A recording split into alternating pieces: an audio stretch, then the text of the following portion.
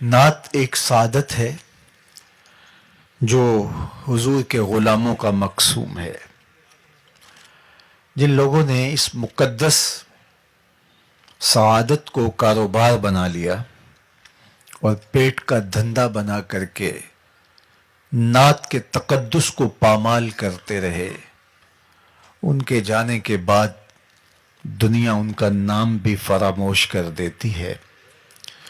اور جنہوں نے نعت کو حضور کی بارگاہ میں با ادب حاضری کا ذریعہ قرار دیا اور عشق رسول کے پھیلاؤ کا اس کو ایک ٹول بنایا، پھر زمانہ ان کے جنازوں کو بھی رشک کی نظر سے دیکھتا ہے. بہت سال نوجوان تھا، آج ان کو مرحوم کہتے ہوئے کلیجہ منہ کو آتا ہے، لیکن یہ ایک اٹل حقیقت ہے کہ جو یہاں آیا ہے اس نے بہرحال پلٹ کے واپس جانا ہے. اس دنیا پر کسی کا مستقل قیام نہیں ہے.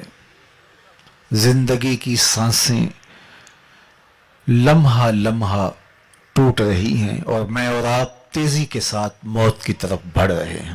یہاں کسی نے بیٹھ نہیں رہنا، بالآخر کوچ کرنا ہے. تو آئیے میں اور آپ اپنے آپ کو مالک کی دہلیز پہ لے جائیں اور موت کی تیاری کریں. مجھے بتاؤ کہ کسی کو پتا تھا کہ یہ چمکتا ہوا چہرہ اور یہ روشن پیشانی جب بولتا ہے تو لہجے کی خوشبو اطراف میں پھیل جاتی ہے، یوں ہی ہاتھوں سے نکل جائے گا؟ کیا میرے اور آپ کے خواب و خیال میں بھی کوئی 2-3 ماہ پہلے یہ کہانی تھی؟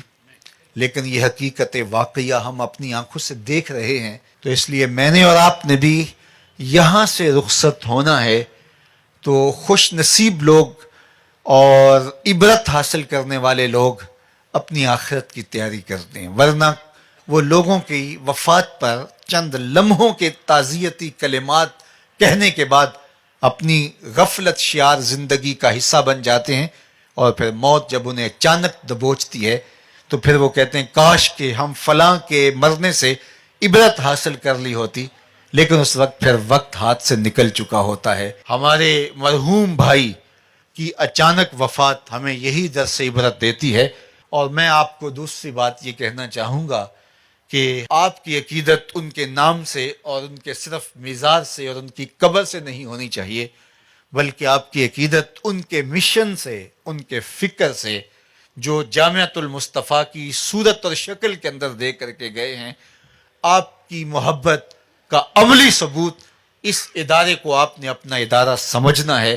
میں مر کے بھی زندہ ہوں اہل وفا کی محفل میں، میری محفل میں یا میرا مزار نہ پوچھ.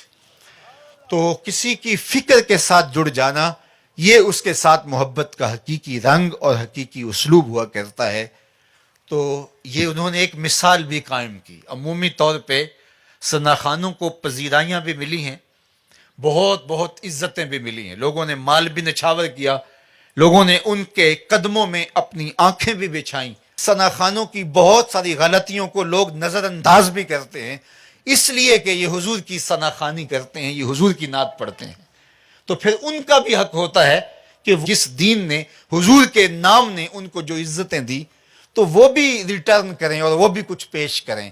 میں نے ایک زمانے میں کہا تھا کہ گلوکاروں نے اور کرکٹرز نے اپنی اس شہرت سے فائدے حاصل کر کے بڑے عالی نصب ہاسپٹل اور بہت کچھ جو ہے وہ فلاحی کام کھڑے کر دیے. کاش کہ یہ ثنا خاں مل کر کے ایک حسان بن ثابت یونیورسٹی ہی بنا دیں. کاش کہ یہ کوئی کام کریں اور ان کی مقبولیت سے امت کو کوئی فائدہ ہو. نعت خوانی صرف آپ کی زبان سے ہی ادا نہ ہو بلکہ عمل اور رویے بھی نعت خوانی پکارتے دکھائی دیں. تو لازم ہے کہ نعت خواں حضور کے نام کی یونیورسٹیاں اپنی مقبولیت کے ذریعے سے قائم کریں.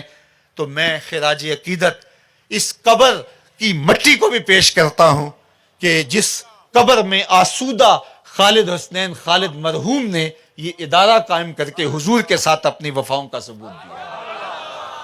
اور پھر حضور نبی رحمت نے اس محبت کو ادھار نہیں چھوڑا، بلکہ جو پذیرائی، جو تکریم، جو عزت اور جو وقار، اللہ اکبر، خالد حسنین خالد کو نصیب ہوا، لگتا نہیں تھا کہ یہ کچھ جنازہ جا رہا ہے، لگتا تھا کسی دولہے کی بارات جا رہی ہے۔